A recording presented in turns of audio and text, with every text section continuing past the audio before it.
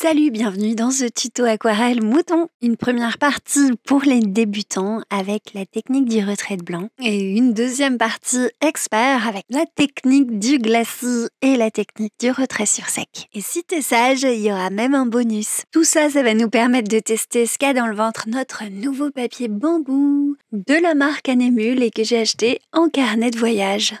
Je commence sur un papier que j'ai scotché des 4 côtés. Alors, j'ai pas scotché sur un support de manière à ce que ça ne gondole pas. Je vais justement tester ce truc de est-ce que ça gondole ou pas. Et j'ai juste mis les scotch pour que ça fasse joli quand je les retire. Ça fait un petit cadre. Allez, commençons. Dans une bolinette, je vais me créer mon bleu nuit. Moi, j'ai pris un bleu Winsor auquel j'ai ajouté un peu de terre de sienne brûlée, du jaune, du rouge, enfin c'est les 3 couleurs primaires mélangées pour tendre vers le gris, mais avec une dominante de bleu, donc ça me donne un bleu nuité. Ça se fabrique très vite, l'essentiel c'est de maîtriser un petit peu cette combinaison qui t'amènera vers le noir. Là, par n'importe quel bleu, à la rigueur ça pourra convenir pour toi, du bleu marine, du bleu de Prusse, ça peut être une bonne base. L'essentiel, c'est que pour aller vers le gris, le mélanger à un marron, ça peut être pas mal. Et essaye de pas faire comme moi, essaye d'en préparer le plus possible en avance de manière à pas être short. Ce qu'on constate pour le papier, c'est que ça gondole pas immédiatement, donc ça c'est pas mal, mais que ça peluche tout de suite. Du coup, ça c'est balotte.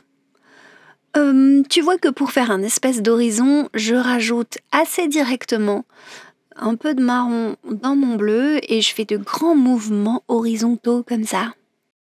Et surtout, je penche mon papier, ce qui me permet d'avoir quelque chose de relativement homogène. Te mets pas la rate au courbouillon si t'as pas un truc méga homogène, c'est pas ce qu'on recherche. On veut quelque chose de bleu, très foncé, avec une petite variation vers le sol. Ce qu'on veut ensuite, c'est faire un ciel étoilé. Donc, avant que ce soit sec, on va projeter de l'eau claire sur cette surface, bien humide encore. Tout est une question de timing. Donc là, attends 2 minutes environ. Moi, j'ai à peine accéléré, on est presque en temps réel. Peut-être que c'était un petit peu trop tôt pour moi, j'ai trouvé ça hyper joli, donc je l'ai pas refait. Je suis restée sur cette version qui est charmante. Surtout laisse faire, ne touche à rien. Si tu vois que ça se referme, que t'as plus ces éclats un peu jolis, ces auréoles, un peu moins de blanc et beaucoup plus de bleu, que ça se referme, tu vois vraiment, c'est peut-être que t'y as été un petit peu trop tôt. Ton papier doit être entre le brillant et le mat pour que tout ça marche. Donc mi-mat, mais pas sec, tu vois, vraiment pas mat. Même si c'est frais encore à l'intérieur, il faut quand même que tu t'y prennes assez tôt pour le premier mouton. Parce que sinon, ça va être sec avant que tu aies le temps de faire tous les moutons. Et c'est encore un bel exercice pour les personnes un peu trop contrôlantes qui ont besoin d'apprendre à lâcher prise, parce que tu vois, je mets pas mal d'eau, je laisse s'imprégner quelques secondes, je retire avec mon pinceau le surplus pour ravoir du blanc, je laisse faire vachement quand même si il y a un petit serti qui se crée autour, ça s'appelle un serti au bord des moutons. Le truc un peu plus foncé. Ça veut dire que les pigments, ils ont migré vers là-bas et que ça crée... t'as fait un repoussoir en fait avec ta flaque et les pigments sont partis, ils ont migré sur le bord. Évidemment, ils se sont arrêtés là où c'était sec. Donc ça nous arrange en bas puisque ça fait une ombre. Donc on va s'en servir, super. Et en haut, on va plutôt prendre un sopalin, un petit chiffon, ce que tu veux, pour pouvoir... que ça appliquer tout doucement et avoir un peu plus de blanc en haut, puisqu'il y a plus de lumière en haut que en bas. Tu peux y aller soit avec le pinceau, tu vois, pour les retraits, soit directement avec le chiffon. Fais le nombre de moutons que tu veux, c'est important encore une fois de laisser faire. Tu vas le sentir quand ça s'arrête, quand ça sèche, quand c'est plus le moment, il faut que tu laisses tomber, t'as plus assez.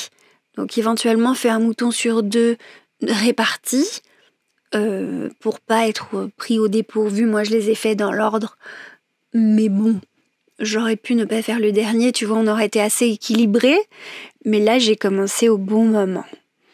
La lune, tu vois que je force un petit peu, ça va encore, on est mat sur papier mat, mais le mat est, disons, frais à cœur. On est encore dans la possibilité d'enlever assez facilement le pigment. Ça remonte assez facilement. Ça m'arrange que ce soit moins évident parce que ça fait de la texture à la lune, d'accord ? Du coup, essaye de pas le prendre en sac, mais avec ce papier, ça sera facilité. Tu vas voir, on fait de très beaux retraits blancs globalement avec ce papier. Ce qui est logique, c'est un synthétique après tout. Enfin, c'est du bambou. On n'a vraiment pas la sensation coton, ça c'est sûr, on n'a pas cette qualité. Mais ça gondole pas de ouf, donc ça va, je trouve. C'est pas fait pour être inondé et travailler dans l'humide énormément, je pense, puisque ça peluche assez rapidement. C'est plutôt ça le point négatif pour moi. Mais le point positif, c'est que ça gondole pas énormément et que, écoute, ça accueille bien l'aquarelle. Bon, t'as mon petit test de papier bambou et en même temps que ça, c'est un petit peu poétique. J'avais envie de partir sur quelque chose de l'ordre du Petit Prince.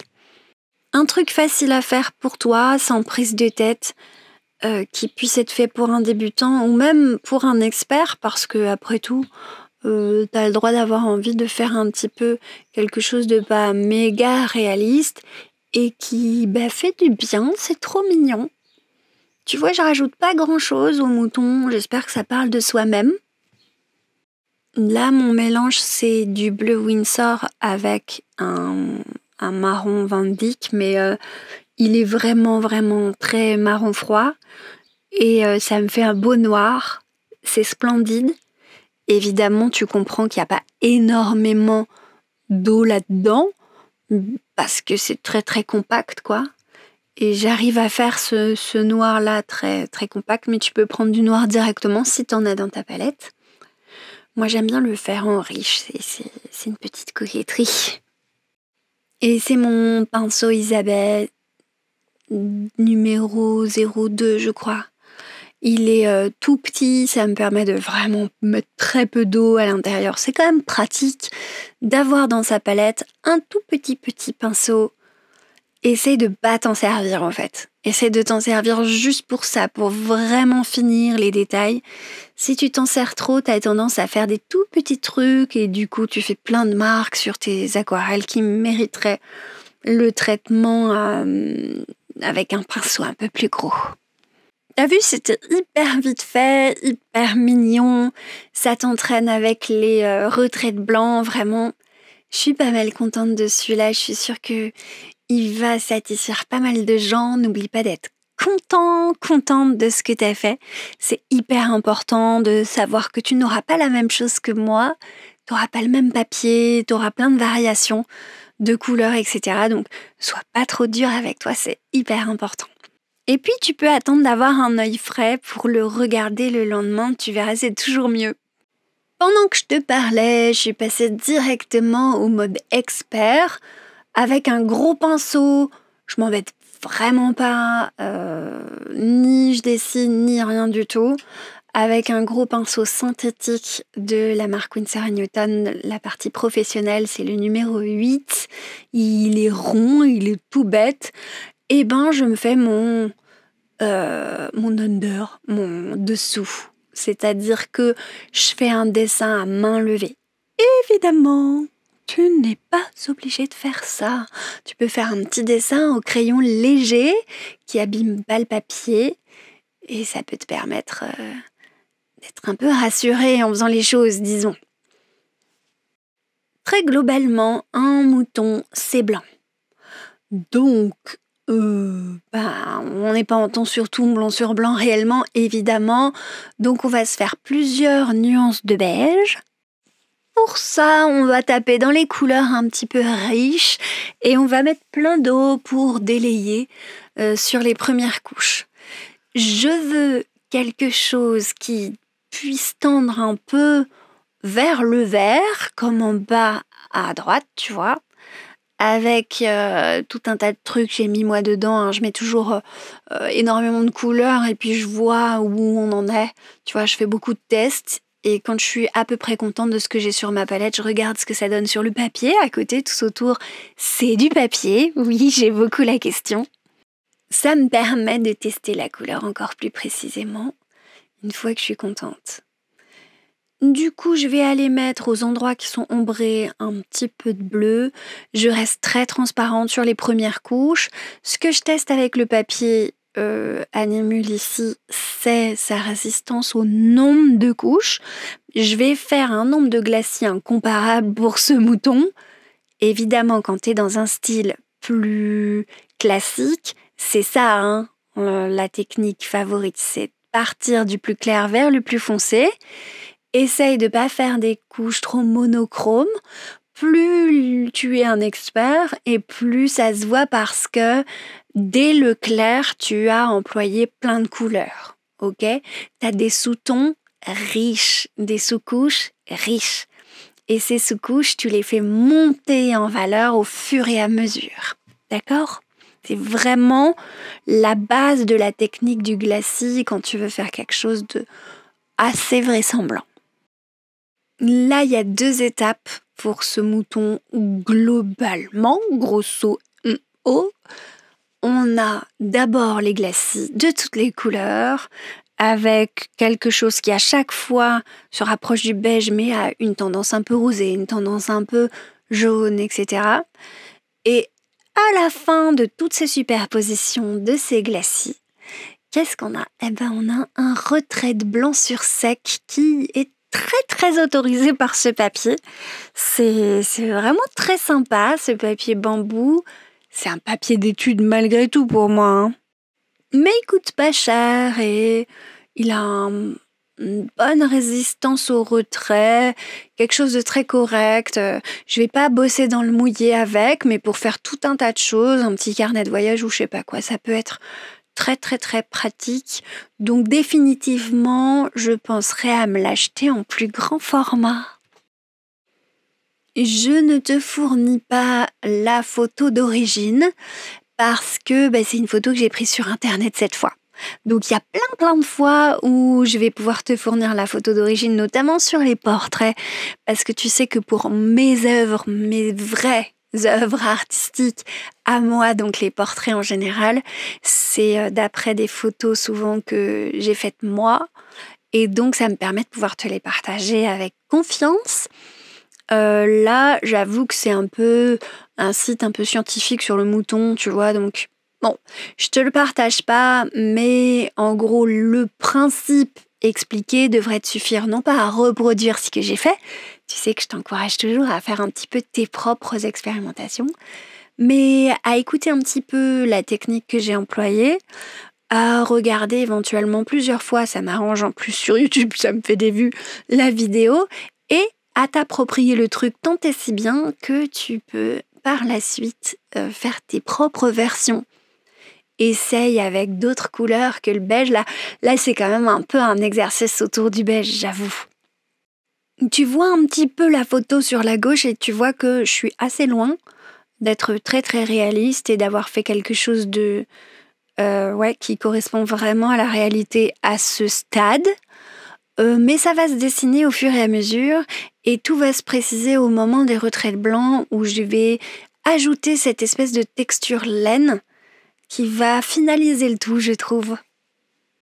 Un autre aspect du truc, c'est que j'ai oscillé entre mon petit pinceau. Là, c'est un Da Vinci numéro 2, en fait. Je t'ai dit à Elisabeth tout à l'heure, c'est un Da Vinci numéro 2. Je vais aller regarder. Oui, en effet, et c'est un Kolinsky 36. Donc en numéro 2, la série 36. Ok, donc on est sur quelque chose qui varie entre la texture que j'ajoute comme ça avec le petit pinceau et des gros passages de glacis, c'est-à-dire une couche transparente qui se superpose aux autres par-dessus tout ça. Ça permet quoi? Ça permet de fondre un petit peu et de flouter un petit peu ce que j'ai fait au petit pinceau, de passer ces glacis, et en même temps de monter très progressivement, comme je te le disais, en valeur. Bon, j'ai dit tout ce que je voulais sur la technique, je pense, donc on va pouvoir accélérer. J'oscille entre 2 beiges, un plus vert, comme je te le disais, et un plus rose en haut. Comment je fais? C'est tout simplement en mélangeant du jaune, là pour le coup, du jaune Winsor, avec une petite mini pointe de rose primaire et du bleu sang. On est, voilà, un peu proche d'un orangé quand je mélange avec le rose primaire. Et puis arrive avec le bleu cyan, une note qui tout de suite fait un petit peu grisé, tu vois, très sympa, je trouve. Le juste milieu est difficile à trouver, mais quand tu l'as trouvé, c'est bon, tu peux diluer et c'est parti. Et ce que je pose ici, là, c'est la version un peu plus rosée. Quelque chose de... Tu mélanges du rose primaire, par exemple, ou un petit truc rouge que tu as sous le coude avec du marron, et tu obtiens la base. Tu rajoutes une toute petite pointe de jaune et on devrait avoir quelque chose qui ressemble. Alors, c'est pas évident. Je te montrerai ça en live dans mes stages couleurs. Les stages, j'en fais un. Ça doit être celui du 3 juillet ou du 4 juillet. Regarde sur mon site internet si ça t'intéresse. Je parle de 2023 pour ceux qui regarderont la vidéo plus tard. Et pour ceux qui viennent, du coup, ces stages seront sur Paris, dans une galerie dans laquelle je fais mon expo. Hyper fière, hyper heureuse. Et donc, il y a plein de thèmes. Et l'un des ateliers de ce stage de 4 ateliers, tu peux en choisir un sur les 4 si tu veux, c'est justement la couleur. Et comment est-ce qu'on peut obtenir des nuances variées qui ressemblent à ce qu'on veut obtenir? Pas en se laissant faire, tu vois, par les mélanges et en tatouillant un petit peu too much. La partie couleur sera pour les intermédiaires experts, ceux en tout cas qui ne maîtrisent pas totalement le cercle chromatique et qui ont besoin de comprendre qu'est-ce que ça veut dire le trichrome, par exemple. Comment on gère la trichromie? Et pourquoi j'ai mis du jaune des fois ou du bleu des fois et ça rend super bien alors que dans notre tête, l'ombre, c'est noir. Je me répète un petit peu peut-être, mais c'est essentiel. T'as vu à quel point je suis restée transparente à chaque fois. Pour chaque couche, n'oublie pas de te recoacher régulièrement à la transparence. Il faut à la fois laisser du blanc, même si t'es pas totalement blanc sur l'image, c'est comme ça qui rend tes aquarelles lumineuses.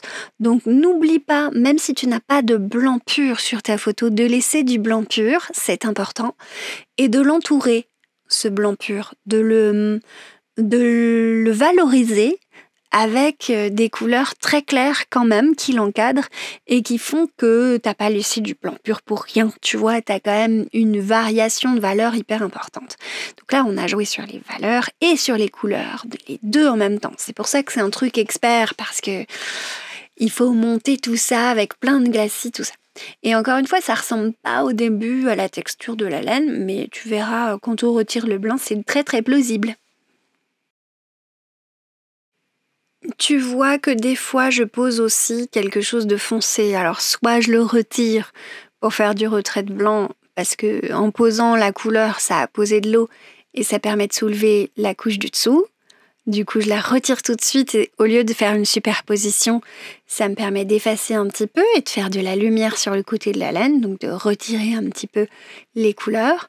Soit je superpose directement et je suis tellement transparente que la richesse des couleurs du dessous transparaît. Et l'œil sait interpréter tout ça. Il faut vraiment que tu fasses confiance.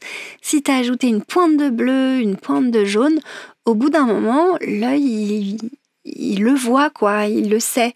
Et du coup, si tu as été trop plat et pas assez riche avec tes couleurs, peut-être que ça se ressent et ça fait un peu moins expert, ça fait un peu plus débutant, ça fait un peu plus couleur unilatérale, truc sorti du tube tel quel. C'est la différence, la maîtrise des couleurs et le fait d'acheter des couleurs telles quelles qu'on aime bien comme ça. C'est la différence entre les deux approches. T'as l'utilisation d'une couleur que t'aimes bien, qui est jolie telle quelle et bon, qui fait peut-être, même si elle est jolie, un peu plat au bout d'un moment. Là, regarde-moi cette richesse de couleurs. C'est vraiment cool. On veut pas que ce soit boueux, donc attends bien que ta couche inférieure soit sèche pour pouvoir faire le glacis. C'est ça le principe, c'est superposé, c'est pas mélangé. Donc tu vas faire une couche par-dessus l'autre et ce sera superposé.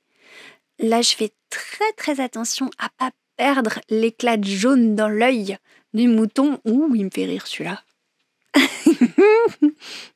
J'avais pas, tu vois, je m'étais pas marrée dans cette vidéo, bah c'est maintenant.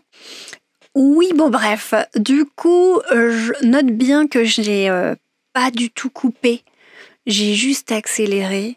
Du coup, tu vas pouvoir voir vraiment toutes les étapes à fond. Essaye de pas reproduire mes étapes à moi, tu vois. Enfin, dans le sens où, essaye bien sûr de faire ce que je t'ai dit, reproduis les grandes étapes si tu veux, tu vas t'habituer, essayer de chercher un nouveau style et voilà, si tu as envie d'aller un peu plus loin, que tu étais débutant, tout ça.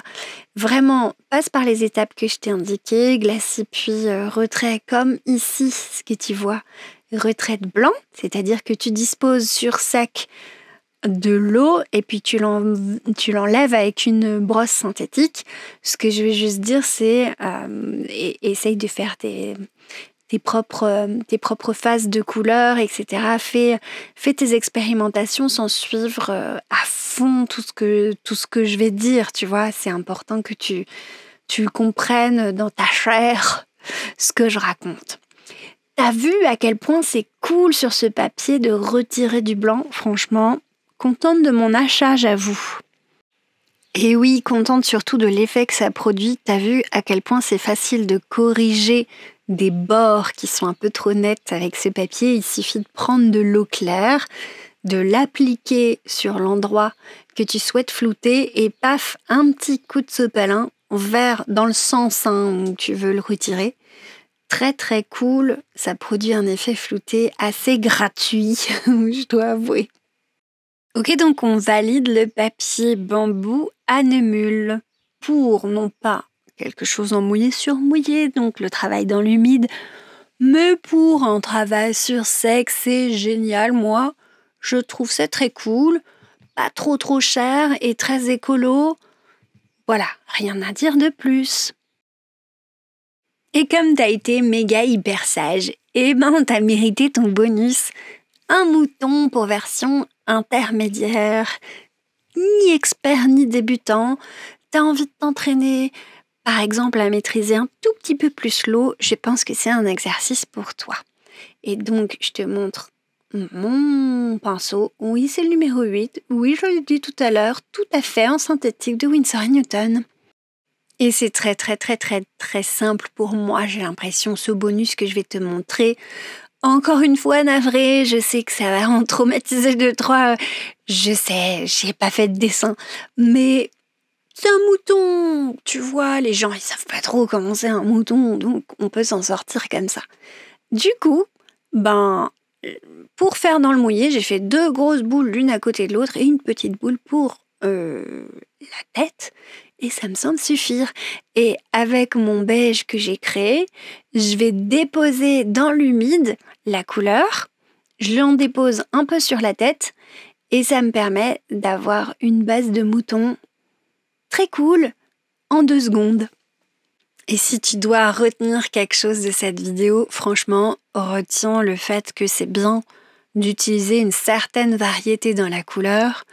Du coup, je vais pas seulement avoir ma base, je vais ajouter à ma base des variations de jaune et de bleu, pas trop franc, un peu transparent, et que je vais imprimer un petit peu ça et là pour pouvoir faire une variation. Je ne retouche pas trop, déjà là c'est trop. Il faut que j'apprenne à laisser le truc à partir du moment où j'ai du flou, où j'ai du blanc encore, c'est que j'ai utilisé le bon apport d'eau. Si j'ai plus de blanc, que tout ça, le beige a envahi mon mouton, c'est que j'ai utilisé trop d'eau en appliquant mes autres couleurs. Le dernier truc subtil sur ce mouton intermédiaire, c'est que je vais aller faire du noir et ensuite je vais, avec ce noir un peu épais, un peu présent, avec assez peu d'eau pour pas que ça diffuse trop, coller les petites pattes et la tête du mouton. Oui, nos moutons à nous sont souvent blancs partout, mais j'aime bien les moutons anglais, tu sais, comme dans Shaun the Sheep, la petite série, le dessin animé. J'aime bien, ils sont trop mignons avec leur tête noire. Celui-là, il a des cornes. Je profite pour faire ces cornes, juste, disons, les suggérer. Je vais pas aller trop loin dans l'exercice. Je voulais juste te montrer très rapidement comment on peut faire une grande variété de moutons dans l'humide. Je sèche le truc et après, je fais des détails dans le noir. Après, je peux faire un tour, lui donner une ombre et plein de choses. Mais je vais pas m'appesantir sur celui-là, je vais te laisser faire tes propres expérimentations. N'hésite pas à lui mettre ce que tu veux, une pancarte, un papillon, fais-le danser, voler. Ça peut être super sympa. Les moutons ont tout de suite cette espèce de petite touch poétique, tu vois. En tout cas, j'espère que ce cours multiniveau sur les moutons à l'aquarelle t'aura bien plu. J'espère que tu prends toujours autant de plaisir à suivre ma chaîne YouTube, que tu vas avoir envie de me mettre un like, un pouce en haut. Si t'aimes, bien sûr, je vais souhaiter une bonne nuit à ceux qui y sont. N'oublie pas de me taguer sur les réseaux si tu reproduis ça et que tu le partages, que je puisse compter mes moutons. Je vais embrasser tout le monde et bisous les abonnés.